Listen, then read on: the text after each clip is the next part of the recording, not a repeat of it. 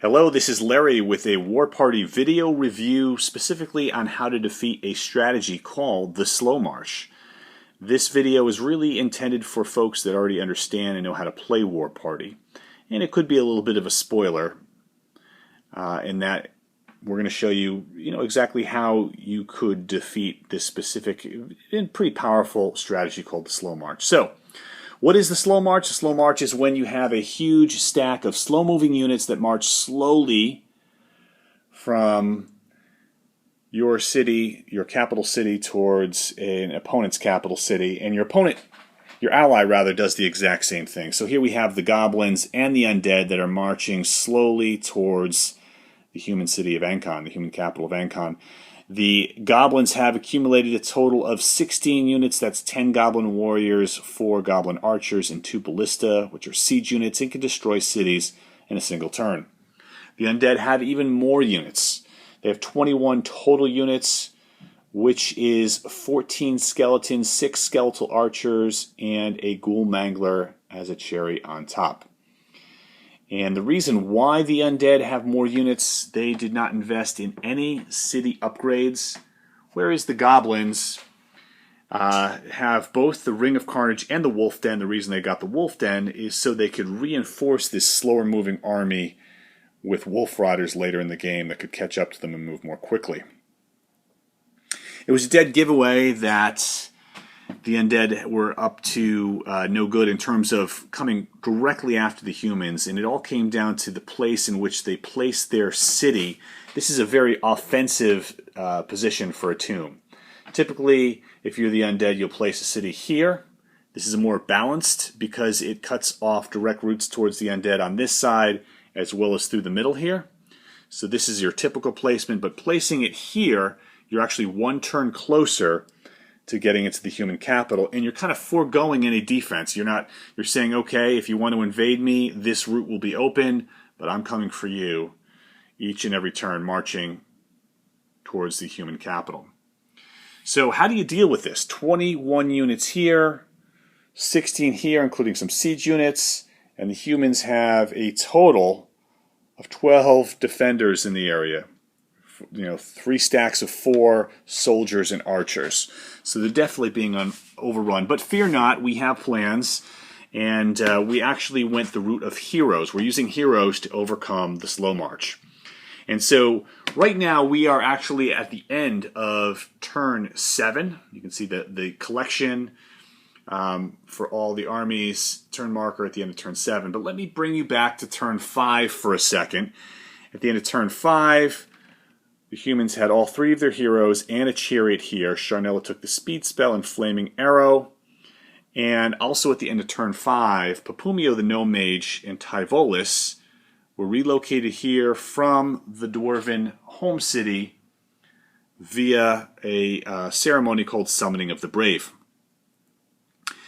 When Pupumio landed there, he also had a total of 10 experience here, received some in the gnome, in the mage's library, as well as 5 for the ceremony itself. On turn 6, the heroes united in the Haunted Ruins. They explored the Haunted Ruins, defeated the Hill Giant pretty easily with the 5 heroes. Father Stalek had 2 heals, didn't need to use them even, had 2 heals. They had the Guide Fate. The dwarves have the Hardened Steel upgrade. And they went through the Hill Giant pretty quickly, actually. And for their troubles, they were rewarded with the Glaive of the Ghoul Lord as a treasure. Glaive of the Ghoul Lord is not bad for this situation. Probably not the best treasure they could have hoped for. They would have been better off with the Magic Shield, the Scroll of Resurrection, and there's 2 minor Tombs of Power that are also in the Tier 1 treasure deck. Both of those would have really been a home run, either one of them, because Pupumio would have been level 2 after that. He had already had 10 experience points before entering the dungeon. The Hill Giant was worth 15. That would put him at 25, a minor Tomb of Power. And he would have been at 50, which would have opened up so many possibilities. But that was not the case. They got the Glaive of the Ghoul Lord. Now, they did not suffer a rough terrain penalty in the Haunted Ruins because also they had Malin. Malin, the Dwarven Priest, chose Eye of the Explorer and Fear for his 2 spells. The Eye of the Explorer benefits all Dwarven heroes and units that are with them in rough terrain. and so therefore all the heroes in the Haunted Ruins did not suffer a rough terrain penalty.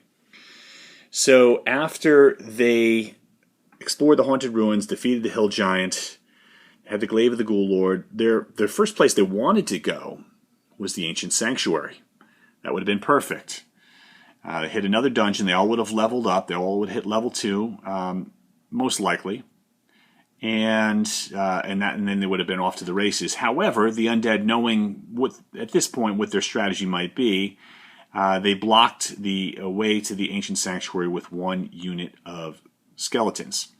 Now, had Pupumio hit level 2, he could have taken a greater speed and actually still gone to the Ancient Sanctuary with that spell.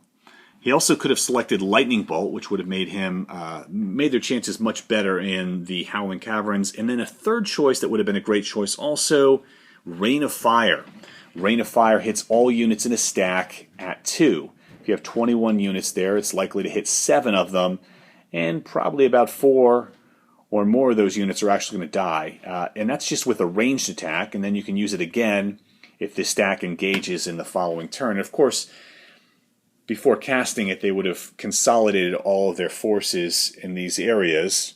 They have about 12 units there, purchased a couple more, and then hit that undead stack with the Rain of Fire as one option. But didn't level up, so they decided to go to the Howling Caverns, a tier 2 dungeon. This is a fairly dangerous move. It's risky.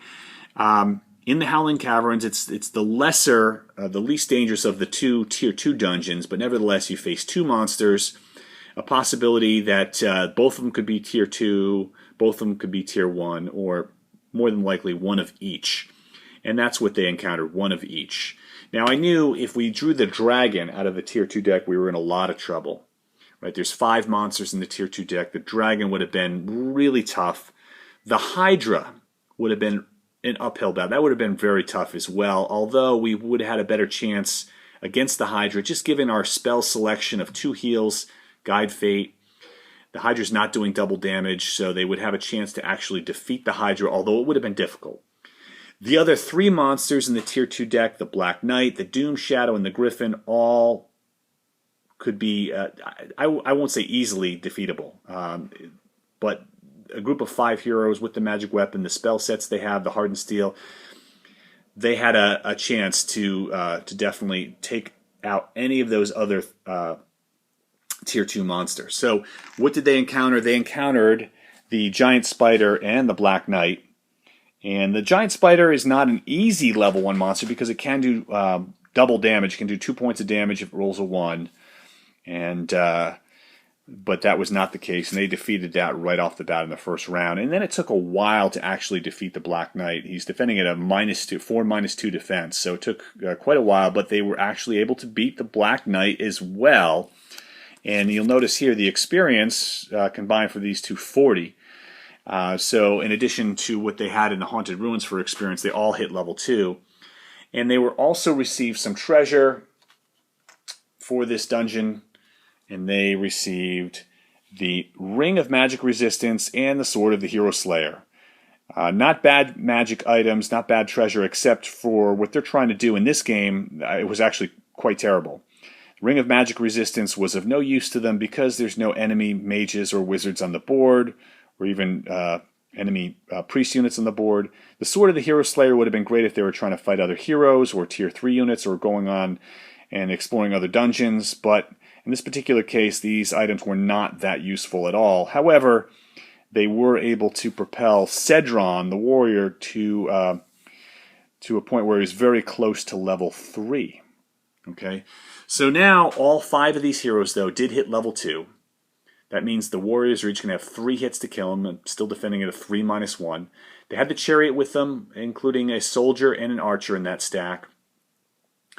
And what they chose to elect for spells was group teleport. Both wizards chose group teleport. They both chose Guide Fates, so they had a bunch of Guide Fates now. The priest, Father Stalic, chose a Fear spell and Resurrection. So they were really loaded now with spells and weapons. The group teleport puts them in the Goblin capital at the end of turn 9. on the other side of the board, the undead would be right here, right outside the human capital at the end of turn 9. So this is pretty much a winning position now for the forces of good, just because they leveled up. You may say, well, why was the goblin capital left undefended? Especially if you look at the undead capital where they were reinforcing it. And the reason for that is basically when the heroes were here in the Haunted Ruins, you had a speed spell, you were a lot closer to the undead capital, and it made sense to start reinforcing that. On the other hand, the goblins, if all you have is a speed spell, the goblins can use, archers or regular warrior units to block and slow down an advancing chariot. And they also were at risk of losing these satellite cities. You had these dwarves, you had a force of berserkers, you had 3 warriors up here, Malin with his spear, and they were approaching these cities, and the goblins chose to reinforce the cities and not lose the satellites, because if they had done that, they were at risk of losing a marginal victory, perhaps. And at this point, when they reinforced these cities, the force of good did not have the group teleport. But if they did reinforce this, then we definitely would have gone with a double rain of fire. We would have hit that stack. The heroes would have leveled up just off the ranged attack rain of fire, most likely. And it still would have been a winning position for the forces of good. So here we are at the end of turn 7. 5 level 2 heroes plus an archer are going to be teleported into the goblin homelands. Goblins have 2 turns to purchase an army to try to defend against this. They're currently collecting 48.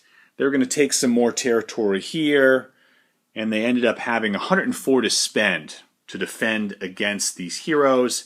And for 104, they were able to buy this army, which was 4 warriors, 2 orcs, 2 archers, and a ballista.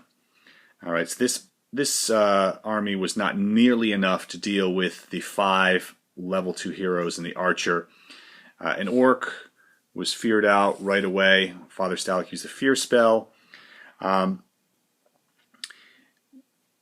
heroes did end up using their guide fates and their heals, but they didn't lose a single hero. And even if they had, Father Stalak would have resurrected one of those 3-hit warriors right away. So you can see how quite powerful heroes can be after they level up. And it certainly is intimidating when you're facing these huge stacks and you think about level 1 heroes and what they can do to these huge stacks, and it's probably, a dead end for them. They have no chance. But if you level up the heroes and you combine them even with some lesser defenses, you can handle these big stacks either head on, with something like a Rain of Fire where you're using a ranged attack, or by using the mobility that you get with level 2 spells, group teleport. It opens up a lot of options to you. So the slow march is a formidable strategy. It can win games. I have won using the slow march, and I've also won playing against the slow march as well. So it can be beaten, certainly can be beaten. And I can tell you this, if you're playing against it, whether you win or lose, you're probably going to have more fun doing it than the player that's playing the slow march. It's kind of a less interesting strategy, very basic. You're just accumulating units and marching on your enemy. So I would encourage you certainly to try different creative ways, create your own strategies. A lot of different things you can do inside of Warparty. This is just one way to combat against the slow march. It's certainly not the only way. Well, with that, I just want to thank you all for listening to this video. Thank you for playing Warparty.